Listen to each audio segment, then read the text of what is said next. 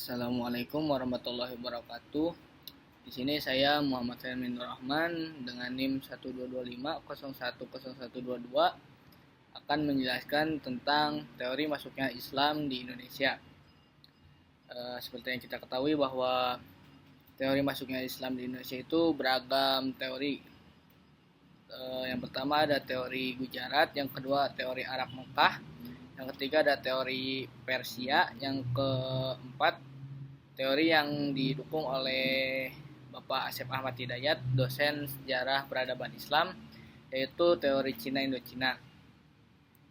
Langsung saja ke teori yang pertama, yaitu ada teori Gujarat.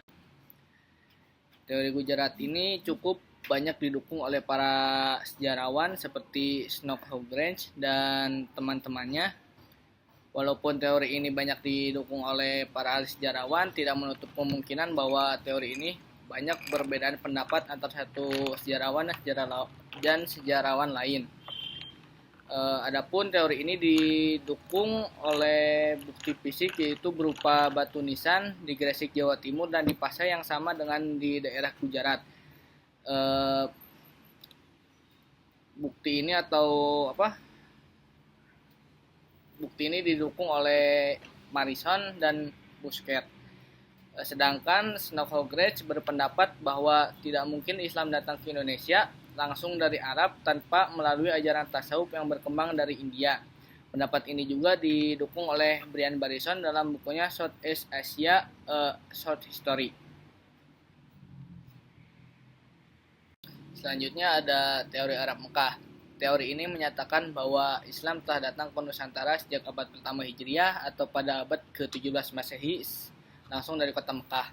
Alasan yang mendukung teori ini dikemukakan oleh Van Leer dalam Trade and Society, yaitu bukunya, bahwasannya pedagang Arab sudah biasa pergi ke negeri Cina, dan sebelum sampai di negeri Cina, para pedagang Arab terlebih dahulu singgah di Asia Tenggara untuk menunggu angin yang akan membawa kapalnya menuju negeri Cina.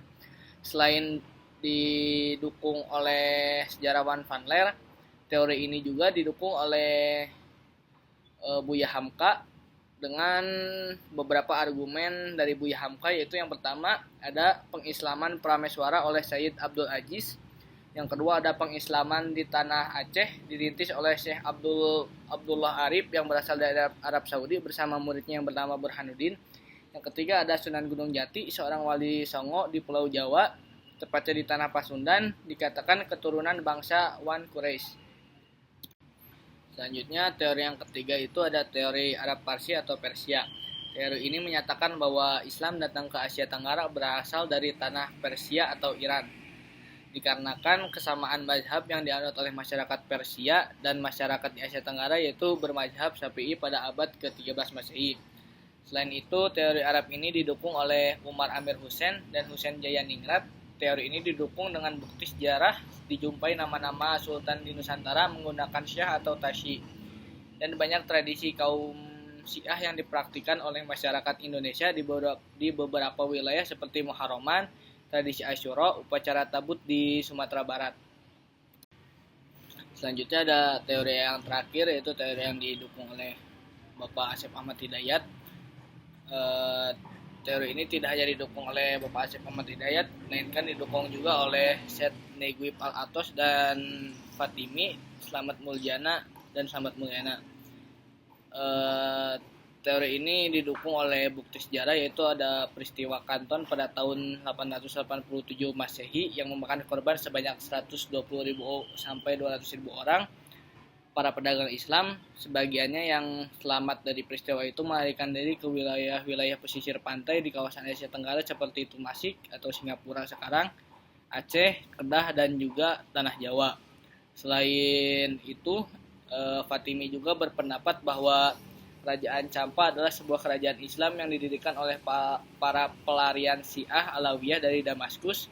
Akibat dari serangan Anam di Vietnam, orang-orang Alawiyah ini melarikan diri ke Mekah dan Aceh. Alasan ini didukung bukti prasasti di Trengganu tahun 1386 yang disamakan dengan batu nisan di Champa Selatan. Tidak hanya itu, Fatimi juga membandingkan batu nisan Fatimah binti Maimun dengan batu nisan di Panrang, Champa Selatan.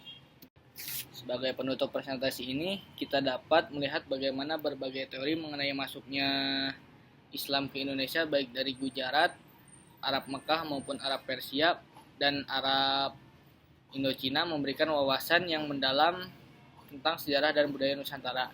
Setiap teori memiliki bukti dan argumen yang memperkaya pemahaman kita tentang perjalanan Islam di tanah air.